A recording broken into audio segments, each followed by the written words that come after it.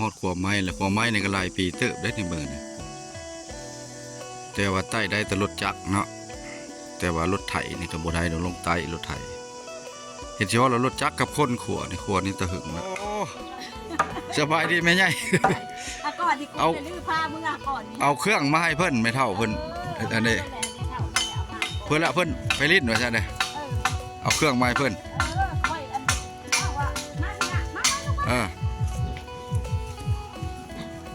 เพิ่นบ่เห็นหุ่งมาแต่เกิดบ่บ่เอาตุ้งน้ำมาให้เพิ่นอันนั้น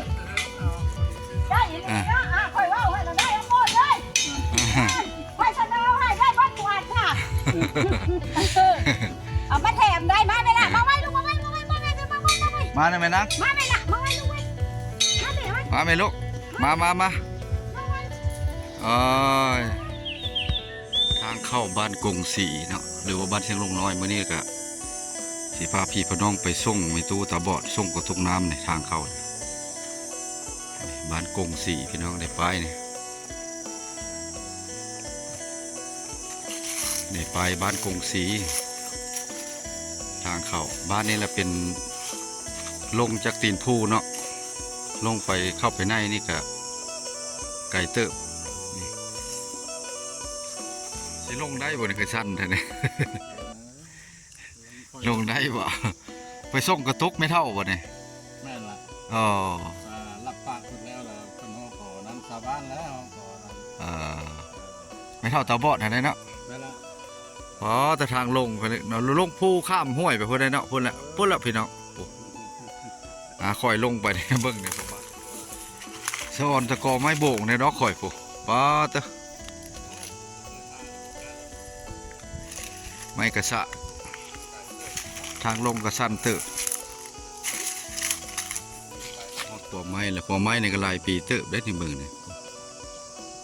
แต่ว่าใต้ได้แต่รถจักรเนาะแต่ว่ารถไถนี่ก็บ่ได้ดอกลงใต้รถไถเห็นสิว่าเรารถจักรกับคนขัวนี่ตะหึงแล้วอันนี้เพิ่นเอิ้นว่าขัวข้ามสะพานไปบ้านกงสีนี่ต้นเนาะขัวนี่ประมาณได้หลายปีเติบนี่ครับเบิ่งนี่ขัวเข้าบ้านกงสีจะอยู่ใต้มีแต่ไม้เนาะเขาเสริมใส่แต่ละปีได้นี่เลยน้ำบางจุดก็แห้งเนาะ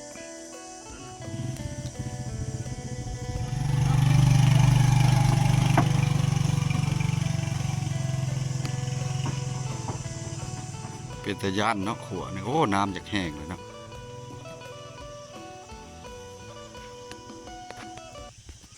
สูงเนาะได้ยันได้100 กว่าเมตรเลยขัวนี่เป็นตะย่านนี่เลยบปานว่าจะแห้งน้ำเนี่ยบางวังกับบแห้งยังเป็ดจุดอยู่เนาะ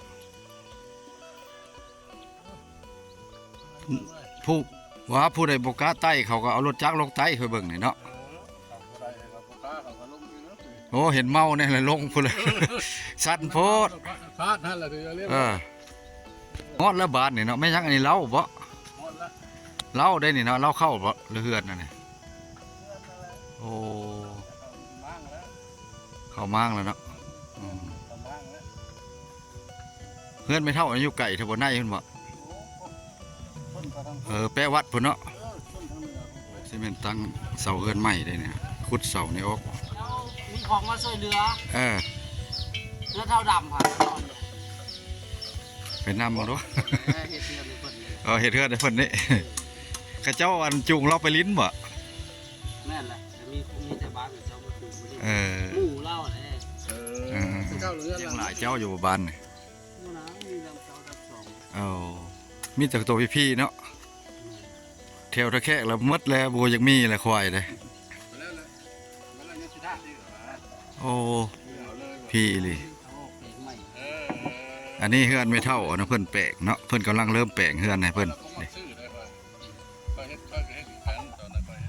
เมื่อเฮือนเพื่อนละเมื่อมอบเครื่องอยู่เฮือนเพื่อนละโอ้สบายดีแม่ใหญ่ก่อนที่กูจะลื้อผ้ามึงก่อนเอาเครื่องมาให้เพื่อนไม่เท่าเพื่อนอันนี้เพื่อนละเพื่อนไปลิ้นว่าใช่ไหมเอาเครื่องมาให้เพื่อน